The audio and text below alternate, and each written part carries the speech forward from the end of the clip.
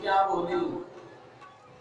रामायण ने बताया कि तो सम पुरुष नमो समनारी,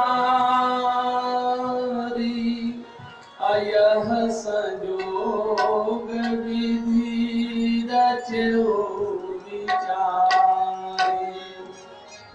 तो सम पुरुष नमो समनारी। तो आप देखो, श्री राम जी का एक स्वभाव है। श्री राम जी जो है, जैसे किसी नारी का नाम आता है कि राम जी का हाथ तुरंत जुड़ जाता है, क्योंकि राम जी के चरित्र की विशेषता है, जनक जायाह परितेज्य कौशल्या सदृशी समा। नारी अगर किसी को राम जी मानते हैं तो एकमात्र सीता जी को, जानकी जी को, उसके बाद नारी जाति में जितनी भी नारियों का जन्म हो, 1 वर्ष से लेकर 1000 वर्ष की क्यों ना हो, श्री राम जी के लिए जानकी जी को छोड़ करके हर नारी बिल्कुल महतारी के समान है। ये राम जी का चरित्र है। जनक जायाह परितेज्य कौशल्या सदृशी समा। इसलिए शूर्पणखा मैडम ने जैसे ही कहा कि तो सम पुरुष नमो समनारी, तो राम जी का हाथ सीधे जुड़ गया।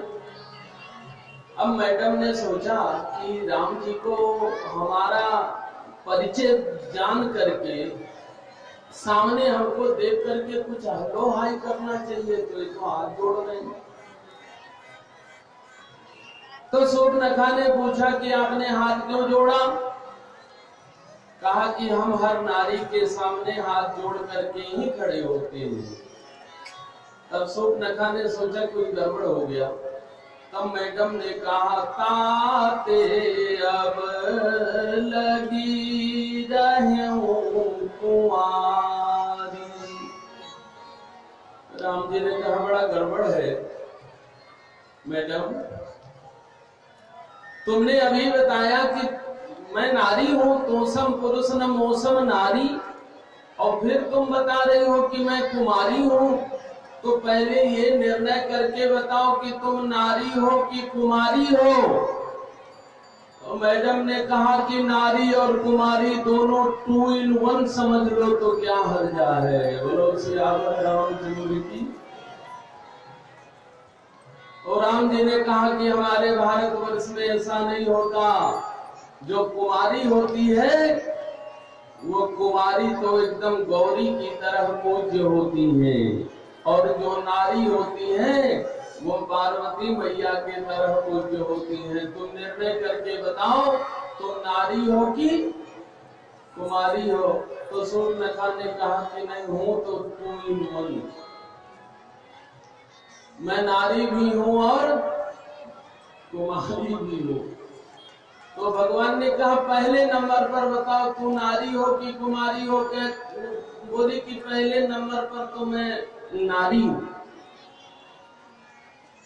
मेरा विवाह हो चुका, लेकिन फिर से कुमारी हो गई। कहा अच्छा ठीक है, तो यहाँ तुम्हारे आने का कारण? बोले यहाँ मैं अपने लिए हस्बैंड खोज रही हूँ। हस्बैंड माने समझते हैं ना आप लोग? एक पढ़ी लिखी बहन से हमने पूछा कि बहन, हमने अब तक रास बैंड, ब्रास बैंड, हरास बैंड, तमाम बैंड का नाम सुना है, यह हस्बैंड कौन सा बैंड होता है और इसको बजाया कैसे जाता है? तो उस पढ़ी लिखी बहन ने कहा कि महाराज, हस्बैंड एक ऐसा बैंड होता है जिसको रोज बेलन से बजाया जाता है और फिर भी वो हंसते रहता है, उसको कहते हैं हंस बैंड। हमने कहा बढ़िया बैंड है, खूब बजाती रहो आप। अब पति पत्नी रहे नहीं, अब तो वाइफ और हस्बैंड हो गए। तो ये मैडम ने कहा कि मैं हस्बैंड खोज रही हूं। तो राम जी ने कहा कि एक बात बताओ, तुम्हारे घर परिवार कुल खानदान में कोई नहीं है तुम्हारे अलावा? कहा कि हाँ है, क्यों नहीं?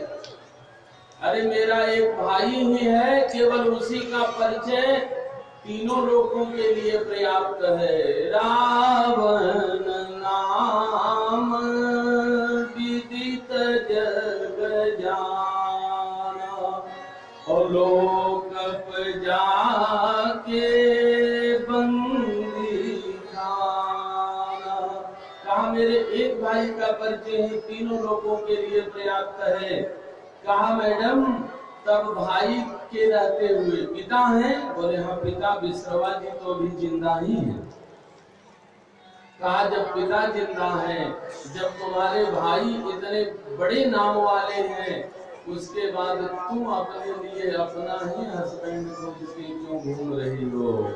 इसका मतलब कुछ न कुछ गड़बड़ तो आप जानते हैं। और कितना सुंदर वाल्मीकि जी महाराज ने कंपैरिजन किया। श्री राम जी कैसे हैं? बोले तरुणो रूप संपन्नो सुकुमारो महाबलो, पुंडरीक विशालाक्षो चीर कृष्णा दिनांबरो, फलमूलासिनो दान्तौ तापसौ ब्रह्मचारिणौ, और पुत्रो दशरथस्य तो भ्रातरो राम लक्ष्मणो। बड़ा सुंदर विश्लेषण किया, तुलना किया है कि श्री राम जी कैसे हैं। बोले तरुण, राम जी की अभी 19 वर्षों में रामो राजीव लोचन, 15 वर्ष की तो एकदम किशोरा अवस्था है श्री राम जी की। और शोकनखा की उम्र कितनी है? सीधे सीधे कहा जाए ना तो महाराज ये 5 करोड़ वर्ष की बुढ़िया है। पुराणों में चर्चा आई है, 5 कोटि वर्षस्तु जीविन्यासा राक्षसी। 5 करोड़ वर्ष की बुढ़िया और 15 वर्ष के कुमार से कह रही है तो सम पुरुष नमोसम नारी। श्री राम जी के सुंदर सुंदर घुंघराले बाल जो है ना, बिल्कुल काक पक्ष जिसे कहा जाता है, काक पक्ष धरो राम। ऐसे तो श्री राम जी के काले काले केश, उसका सापी ताम्र मूर्धजा, वो राक्षसी जो है ना तांबे का जैसा रंग होता है। ये आजकल जो डाई वाई चल गया है, हमको लगता है उस समय में भी था, रेखा करिखा मिला करके लोग को पोत दिए। एक तरफ श्री राम जी का सौंदर्य है, काक पक्ष धरो राम, वो एक तरफ सापी मूर्धजा, और श्री राम जी तरुणो रूप संपन्नो सुकुमारो महाबलो। श्री राम जी के अंग प्रत्यंग जो है जैसा होना चाहिए उस प्रकार से विभक्त अंगों वाले श्री राम जी की सुंदरता, और सापी राक्षसी कृशोदरी, उसके बहुत बड़े पेट लटके हुए थे। बोलो सियावर रामचंद्र की। और वो शोकनखा आकर के लब करते करते राम जी के सामने कह रही है, यह संजोग विधि रचो विचारी। राम जी ने कहा कि तीनों लोकों में घूम क्यों रही हो? बोले ममय अनुरूप और पुरुष जगनाही, और देखे खोजी लोक तीनों माही। मैं तीनों लोकों में खोज करके देख ली, मेरे लायक कोई भी पुरुष तीनों लोकों में मुझे मिला नहीं। राम जी ने कहा तीनों लोकों में नहीं मिला तो इस लोक में, मृत्यु लोक में? बोले हाँ, ताते अब लगी और रहे कुंवारी, मन माना कछु तुम ही निहारी। कहाँ तुम्हें देखकर थोड़ा थोड़ा मन, ये थोड़ा थोड़ा बड़ा कठिन हो जाता है। तो देखो विस्तार से कभी इसका वर्णन होएगा। रामचरितमानस में, रामायण में कुल मिलाकर के 4 विवाहों की चर्चा है। एक विवाह तो ये मैडम शूर्पणखा का है, और दूसरा विवाह जो है वो नारद जी महाराज का, तीसरा विवाह भगवान शंकर जी और पार्वती मैया का, और चौथा विवाह श्री सीता रामचंद्र जी का। इसमें देखिए 2 विवाह जो है वह पूरी तरह से निष्फल नहीं, विफल हो गए, और 2 विवाह सफल हुआ। ये 2 विवाह निष्फल क्यों हो गए? रामायण ने बड़ी सुंदर बात बताई, और मैं जो कहा करता हूँ कि जो कुछ भी रामायण में नहीं है वो दुनिया संसार में कहीं और बिल्कुल नहीं है। तो विवाह करने की जो रीति है, जो नीति है, जो भांति है, रामायण के अनुसार जब विवाह किया जाता है, और हर किसी गृहस्थ को रामायण की एक पंक्ति विवाह करने के लिए सब प्रकार का मार्गदर्शन करती है, सब प्रकार का रास्ता दिखाती है।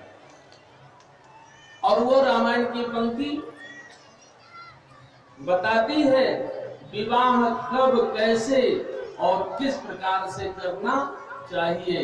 जब भी अपने घर में वर का, अपने बेटे का या अपने बेटियों का विवाह करना हो, तो रामायण ने बताया, जो घर बर कुल होई अनुपमा, जो घर बर कुल होई अनुपमा, करिय विवाह सुताय अनुरूपा, करिय विवाह सुताय अनुरूपा, जो घर बर कुल होई अनुपमा।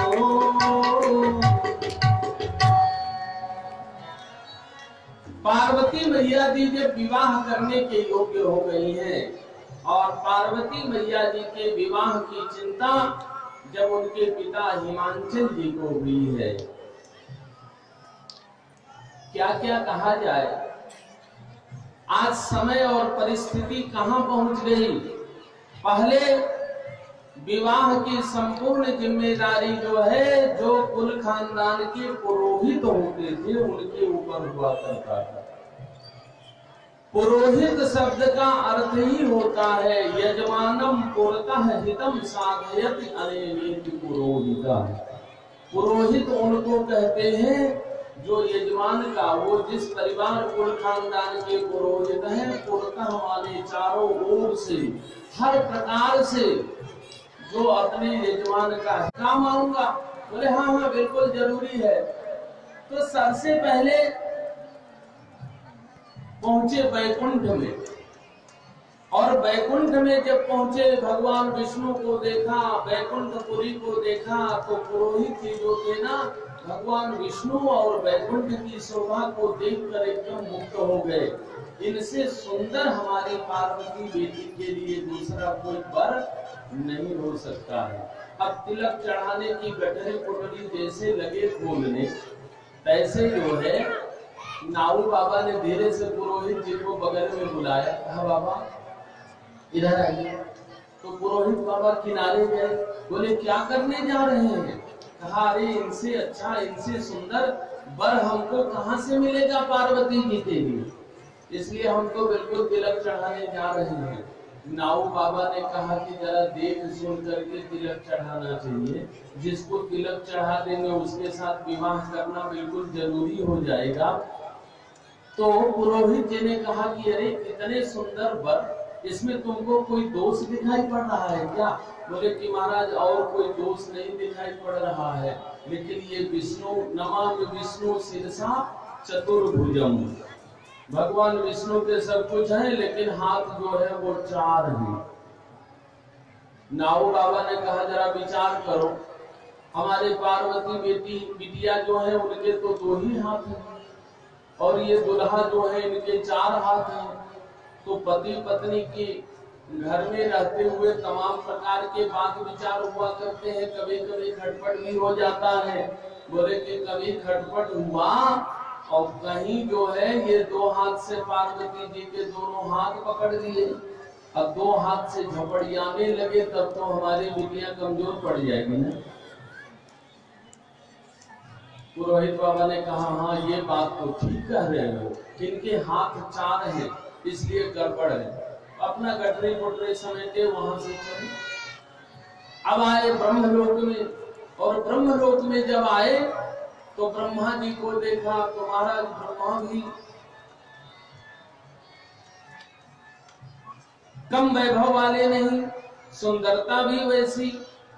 ब्रह्मलोक में आकर के ब्रह्मलोक को और ब्रह्मा जी को देखने के बाद पुरोहित जी फिर लगे गठरी पुटरी खोलने, इन्हीं का वर्ण कर ले पार्वती जी के लिए, इनसे योग्य वर कहाँ मिलेंगे। अब नाऊ बाबा ने फिर किनारे बुलाया, बुलाने के बाद कहा बाबा क्या करने जा रहे हो। अरे बोले इनसे सुंदर वर कैसे कौन मिलेगा पार्वती जी के लिए।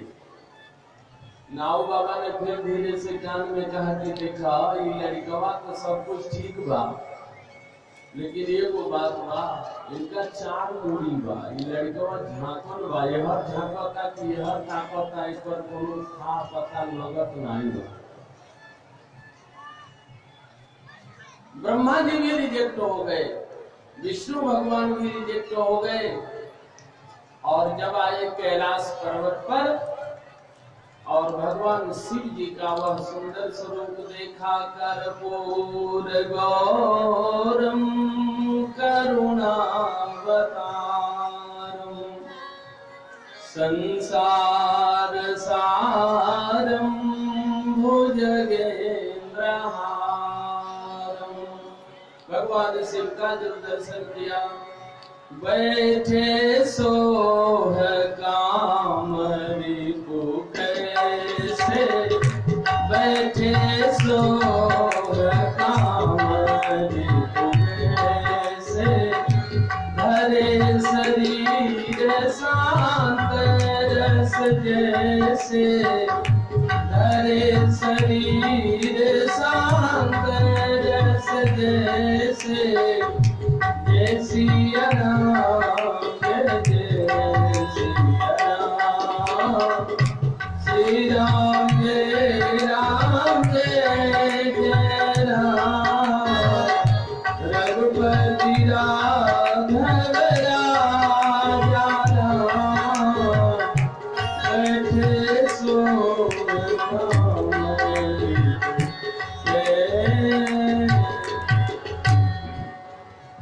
भगवान शंकर का वह सुंदर स्वरूप कर्पूर गौरम करुणावतारम जब देखा, पुरोहित बाबा ने कहा कि अब कोई इसमें खुरपेंच लगाओगे तो मैं तुम्हारी बात मानने वाला, इनसे सुंदर वर पार्वती जी के योग्य कोई हो नहीं सकता। आप लोग बुरा नहीं मानेंगे, एक बात होता है, कन्या अगर कहीं सांवली हो तो माता पिता उनके लिए वर जो है ना वो गोरे ही कलर का हो। हाँ, अब दुल्हा अगर कहीं काला होना तो दुल्हन तो बिल्कुल गोरी ही चाहिए, ये नियम है। आप देखो भगवान कृष्ण के बाल लीला में भी यही है। भगवान कृष्ण मैया यशोदा जी के गले से लिपट करके बाल लीला कर रहे हैं और मैया से कह रहे हैं, अरे मैया कर दे मेरो ब्याह, ओ मंगाई दे दुल्हन गोरी सी, मैया कर दे मेरो ब्याह, मंगाई दे दुल्हन